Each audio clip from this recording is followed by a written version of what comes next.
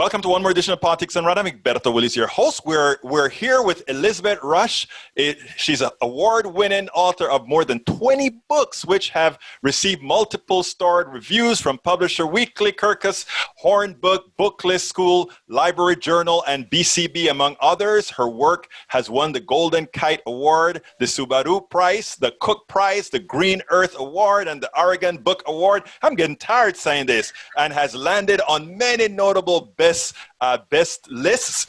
She's written for one of my favorite rags. She's also an author of more than 100 articles and publications, such as the New York Times, Smithsonian, Harper, Backpacker, Merck & Craft, What We Love Here, Mother Jones, and Portland Monthly, among many others. She has a bachelor's in economics from Duke University, a master's in public policy from the University of California, Berkeley, and has served as a Jacob K. Jevis Fellow in the U.S. Senate. She visits schools across the country and speaks widely on the topics of writing, teen activism, science heroes, and much more. And now she has a new book. You call this democracy? Welcome aboard, Elizabeth. How are you doing?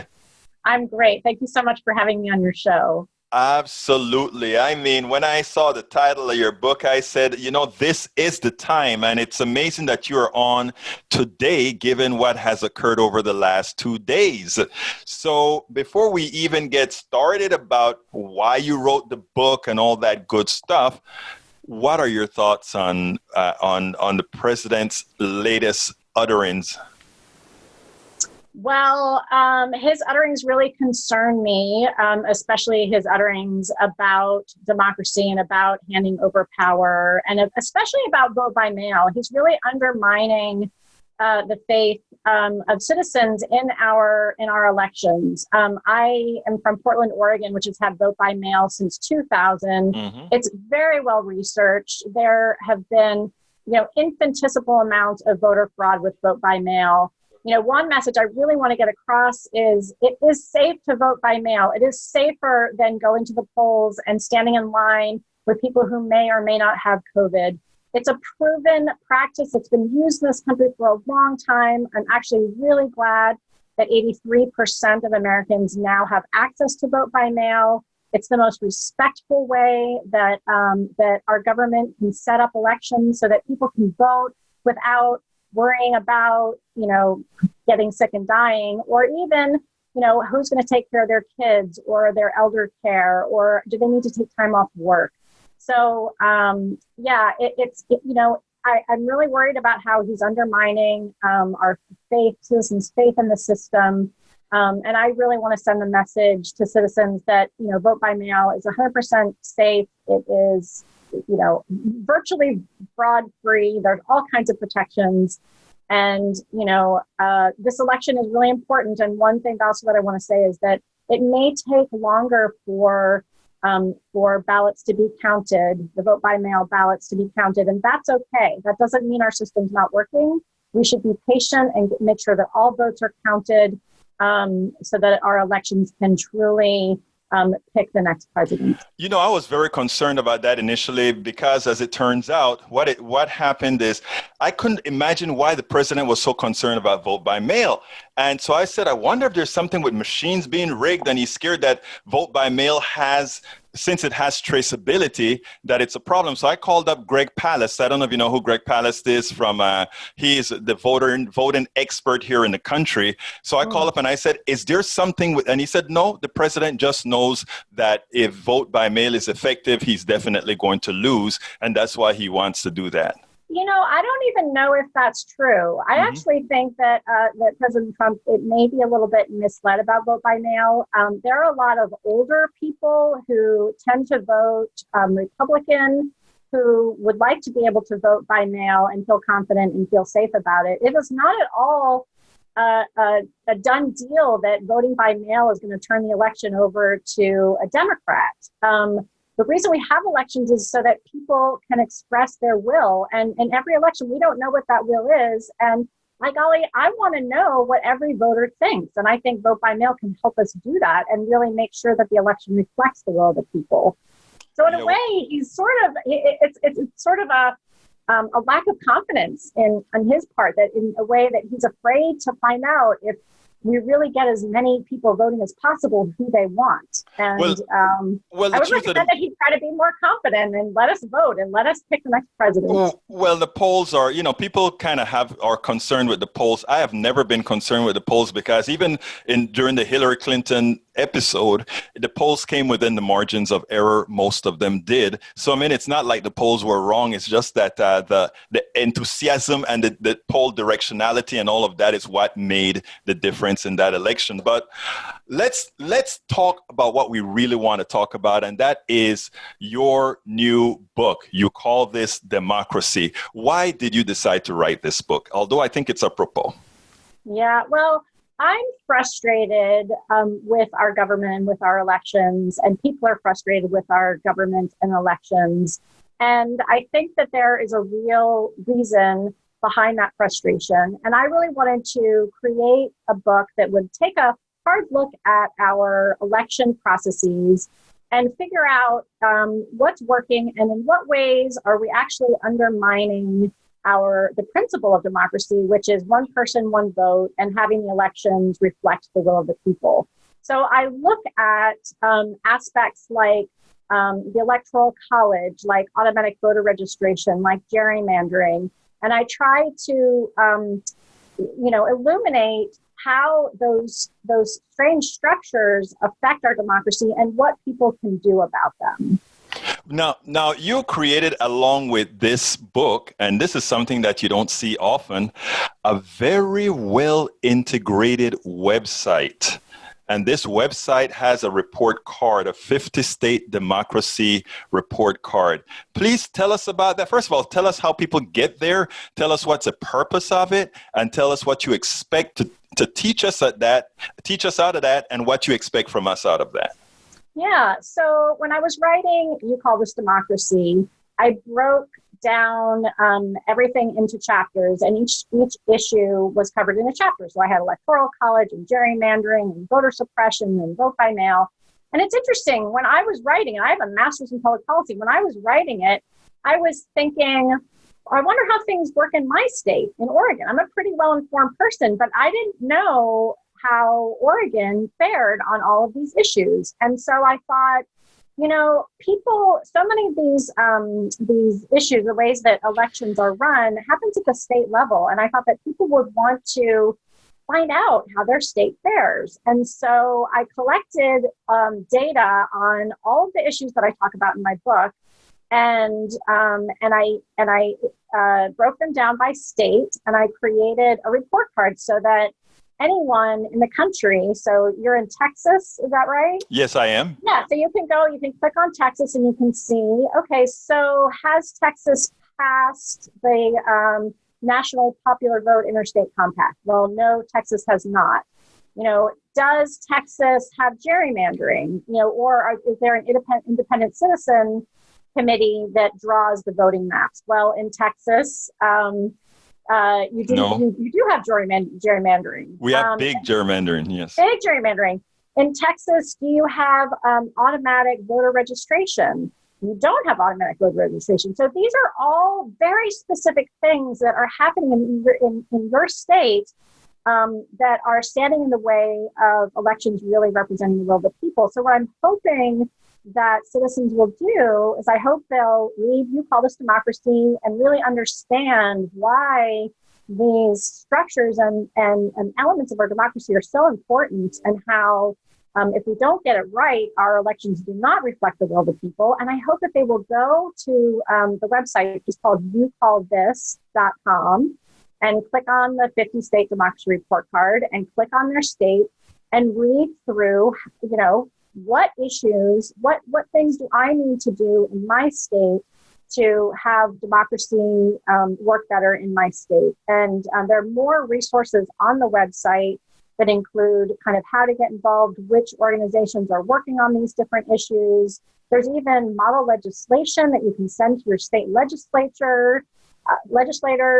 There's even a way for you to find out who your state legislators are so that you can email them or write them a letter and say, you know what? I think the US president should be elected by a national popular vote. There's this movement across the country. 15 other states have passed the national popular vote interstate compact. You know, you're saying that I want this passed in Texas too. That is important. I want you to please explain the national popular vote, because a lot of people don't realize that there is a constitutional way that we can prevent the ills that occurred in 2000 and 2016. Explain that, please. Yes. Well, so actually 15 times in our country's history, the person who won the national popular vote did not take the presidency. Wait. Did you say 15? I mean, 5 times. Okay. 5 times, yes. 5 times. You scared me about okay, go ahead, yeah. No, 5 times in our nation's history. The Electoral College is the way that it's set up. Each state has a certain number of electors. And in each state, that state adds up the popular vote in their state. And whoever wins the popular vote in that state gets all of the electors. So even if it's like 51% versus 49%, all of those electors go to the person who won in that state. And so that system really distorts, what the people want. I read a recent study from National Popular NPR that said that someone could win the presidency with only a quarter of the national popular vote. Yes. Now, the interesting thing is that the U.S. Constitution, created the Electoral College, but it also creates a way out. So the U.S. Constitution says that each state shall figure out how to choose its electors. So that leaves the door open for states to decide to give their electors to the winner of the national popular vote. So that means that, every election, it's added up anyway. We know what the national popular vote is. And states can sign this interstate national popular vote compact, and they can agree that their electors will go to the winner of the national popular vote. Now, there are already 15 states representing 194 out of 270 electors needed to win. So we're actually really close to, if a few more states, and especially states like Texas with a lot of electors, if they sign on to the interstate national popular vote compact, we could move to a national popular vote, and finally we can elect our president ourselves. We don't need electors appointed by political parties to pick our president for us. We elect people in 5,000 other offices in this country by a direct vote, and we should do it with the presidency as well. Ironically, what's interesting is in 2000, I believe the Supreme Court actually came out and pointed out that, in fact, that the state houses could actually do exactly that.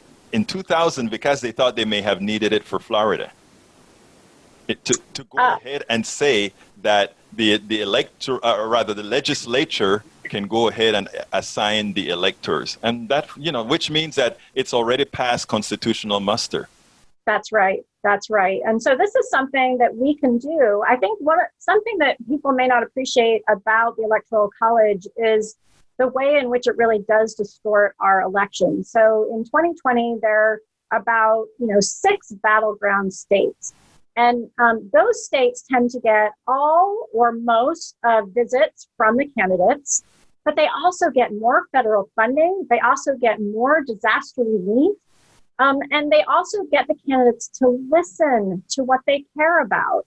That's only 6 states. So 44 other states, the spectator states, we just watch and we don't really have a say. And the candidates really have no incentive to care about what's happening in our states. And that's a real distortion of the will of the people and of how elections should run. That is a complete shame. Now, when you wrote this book, let me back up. How did you just release the book now, or has it been out for quite a while? Yeah, so the book came out March 30th, which you may remember was right when the coronavirus was heating up. And, nobody really wanted to hear about or cover anything but the pandemic, including me. So what I've done is I'm sort of relaunching the book. I gave it some time, let things settle down. The election season is heating up. And I think that these issues are really relevant. They're also relevant because some of the issues that I write about are on ballots in different states. And so I would also like citizens to know about, to find out, is there a measure on the ballot about gerrymandering? Is there a measure on the ballot about the national popular vote? There are things other than the presidential election that can really affect how our country runs. Now, a lot of folks would ask, is your book an ideological book? And in scanning the book, I found that it didn't really cover issues that, I think this is a book that's really a democracy book. In other words, the will of the people, whatever the will of the people may be. Do I get that right? Did I see that? Yes. And I also made a real effort for it to be nonpartisan. I looked at issues simply through the lens of one person, one vote, every citizen having an equal voice. And one of the things that was actually quite hopeful is that I found that there's a fair amount of agreement among Democrats and Republicans about these issues. Republicans gerrymander and so do Democrats, and Republicans want to fix gerrymandering and so do Democrats. So what I like about the book and what I like about the ideas in it is that, there are things in here that a vast majority of Americans agree upon. And that's rare in this time of hyperpartisanship.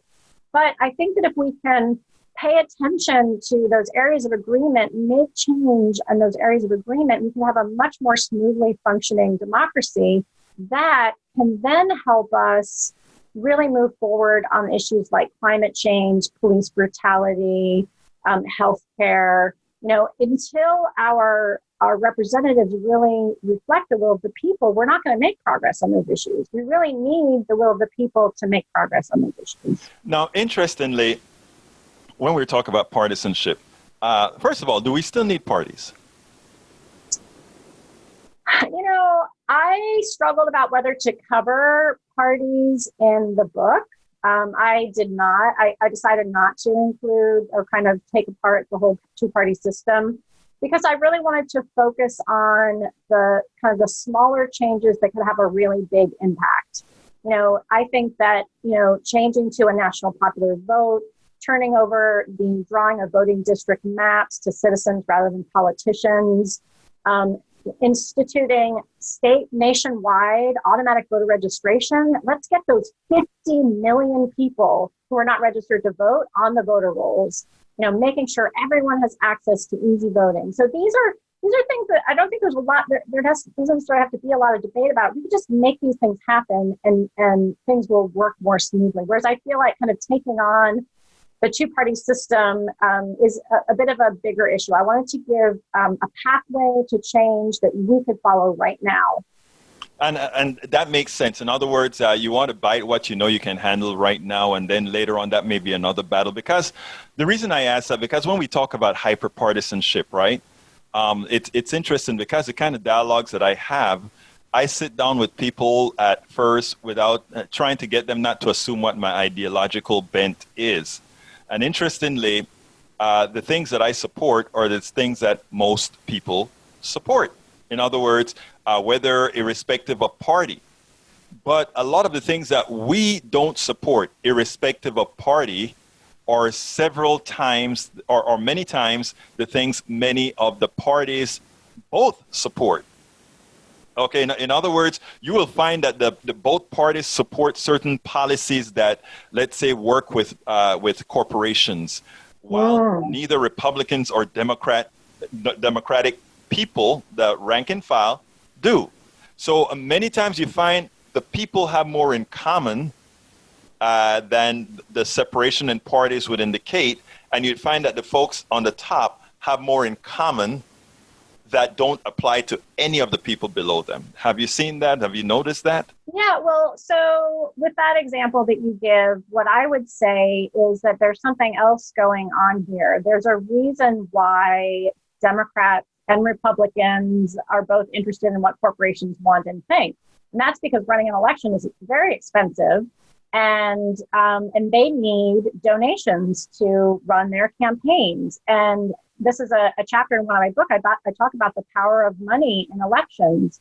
And again, there are simple things we can do, like limit donations, individual donations, and bar corporations from making donations to campaigns at all. And there are, all kinds of things we can do anti-corruption wise, kind of ending the revolving door of representatives becoming lobbyists. So, we can fix some things within the system to actually decrease the role of money in policymaking and in campaigns. And by doing that, I think what we'll do is we'll end up giving more power to ordinary Americans and ordinary citizens, because those votes then are going to matter to the representatives. Yeah, that's the, we've been working on getting money out of politics for a long time. In fact, Citizens United, McCutcheon, all these particular Supreme Court rulings that pretty much made our vote purchasable, if you will, or the vote of the politician purchasable. But you give a lot of classes. You have a lot of classes on YouTube. You have a lot of classes at what you call a flash course on democracy. Tell me a little bit about that. Yeah, so Flash Course on Democracy was actually inspired by COVID. I have a son who is in film school at Chapman University and came home in the spring because of COVID. So I had a filmmaker at home. And I had a book that kind of disappeared a bit because of the pandemic. And I thought, I'm just going to find other ways to get these ideas out. I really believe in the ideas. I really believe that we can make our government and our elections work more smoothly if people just were more aware of what these kind of weird structures are and how to fix them. And so he and I collaborated together on these Flash Course on Democracy videos. So they're little short, like 5-minute kind of fun videos. One is on the Electoral College, one is on gerrymandering, one is on vote by mail. And I take information from the book and just kind of really hit it really fast and fun. They're kind of like, I don't know if you've ever seen the Crash Course. John Green has these flash courses on history. So it's kind of after that model. So it's just another way, a fun way to spread awareness about some of these issues. I hope it's the kind of thing that can be used, when kids are, at home flipping through YouTube, or teachers can also assign them to, have a really fun way to engage young people in these elections. Now, the thing about it, you said, well, COVID kind of, as far as your book is concerned, COVID kind of put a little thing on it. Actually, the good thing about this book is pretty much timeless, until we get the compact done, until we get all these lists of things done. I mean, right now I'm looking at the Texas, your website and where Texas is ranked, and we are a spectator state. 54% of Texans don't vote, which I think you're being very generous when you say 54% of Texans don't vote. I think that 54%, that's probably in a good year. Yeah, it's a presidential election, so that's actually the highest possible. But still, we're all failing. Every state is failing. Right, and it's interesting because Texas, you gave a D-. That is horrendous. This is a big state. I mean, in fact, we are actually a non-vote. The way we're moving the vote in Texas this going forward is we're telling folks that we're a non-voting state, and think about what could happen if we ever started voting. Right. Well, things like, think about what if Texas had automatic voter registration? That's the number one reason non-voters don't vote is they're not registered. So what if Texas registered everybody? What if instead of having, I think you have vote by mail, but only with a very specific excuse, and COVID isn't even a legitimate excuse. It's not a legitimate excuse, even though they're saying if you can prove that somehow you shouldn't go because you have they may give you a break. But very, very narrow. So if you had automatic vote by mail, automatic voter registration, if you were signed onto the National Popular Vote Compact, if your voting districts were drawn fairly so that people felt like their votes were going to matter, it didn't matter where they lived, and that their votes were going to be kind of twisted around by the politicians who were drawing the voting district maps. Like, think about the voice that Texas could have in the country. It's a big state, as you said, with a lot of people in it. And I'm curious, what does Texas have to say? We don't actually know what Texas has to say. That is so true. People aren't even voting. I don't know what Texas thinks. And sadly, the people that need to vote are the ones that are not voting here in Texas. And that is why we have things like the worst health insurance in rate, and why health-wise anyhow, that's another story. Now, two more questions, or rather one more question, and then I'm going to ask you to tell me what I didn't ask you. How do you feel about 2020? How do I feel about 2020? So if you're talking about the election, the whole picture, the election, the whole picture, yeah. 2020, it's a tumultuous, interesting, horrifying time. I think that sometimes we need to be shaken up in order for change to happen. I think that we have to be pulled out of our comfort zone in a way that makes us look at what's going on. Why are we having wildfires? Why are we having raging hurricanes? Why are we having protests in the street? I think it is a time when we can look at those specific issues, or we can step back and say, okay, what is happening in our system? What's happening in the bigger picture that might be underlying all of this? And that's one of the things that I was trying to do with my book, We Call This Democracy, is look behind climate change and police brutality and healthcare and all those issues that we're struggling with now, and say, maybe there are some of these other things happening that if we fix them, we could make progress on climate change. We could make progress on healthcare. We can make progress on police brutality. So, as difficult as 2020 is, it could be a wake-up call. It could be what we need to really look at things differently in a structural way. I think you're so right. And I think it's humbling, because whereas we've been the country that look at the other countries around the world as basket cases, it's amazing if you go to the EU or if you go to Central America, we are now the basket case. And we are the ones that supposedly lead democracy around the world. And we are showing that even our Constitution has some flaws that need some sort of correcting if we are to be a real democracy. Now, Elizabeth, what didn't I ask you that you wished I had asked? I think I would love to talk a little bit about what citizens can actually do here. So I talk about a lot of big issues, Electoral College, gerrymandering, automatic vote by mail, all these kind of big issues. So what does that mean for citizens? So, of course, the simple thing is register and vote. The other thing, though, is also talk to people around you and make sure they're registered and that they vote, especially young people. We've learned that young people often need that extra nudge to register, to make sure they're up to date and to get voting.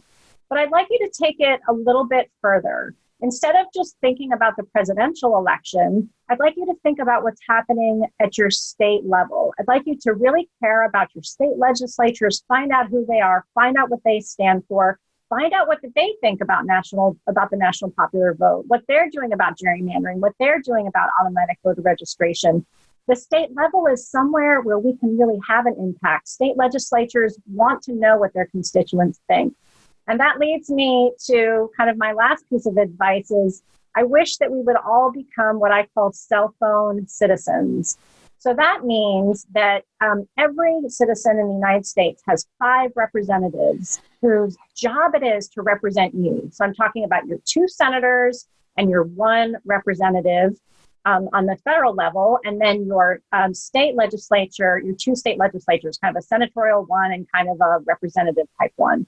So I would like you to take, the 5 or 10 minutes that it takes to find their contact information, put it in your phone, put their phone number and their email address in your phone, and tell them what you think. Learn about these issues. Write to them about vote by mail, about automatic voter registration, about national popular vote, about gerrymandering, and about any issue that you care about. Our democracy only functions when there is a voice, when we are using our voice to tell our representatives what we think. And I believe that if we did that, we could make huge changes at the state level, which would make our democracy function more smoothly and finally have our laws reflect the will of the people. Elizabeth, that advice about putting those 5 people in your phone is perfect. That is what everybody needs to do. Elizabeth Rusch, author of You Call This Democracy? Folks, let's learn about our democracy. Let's go ahead and get that. Thank you so kindly for having been with us, Elizabeth. Thank you so much for having me, and keep up the wonderful work. I'm Egberto Willies, host of Politics Done Right, an independent news program. I post several news videos of interest every day. I ask you so kindly to subscribe to my channel, and please leave me some comments. Thank you very much.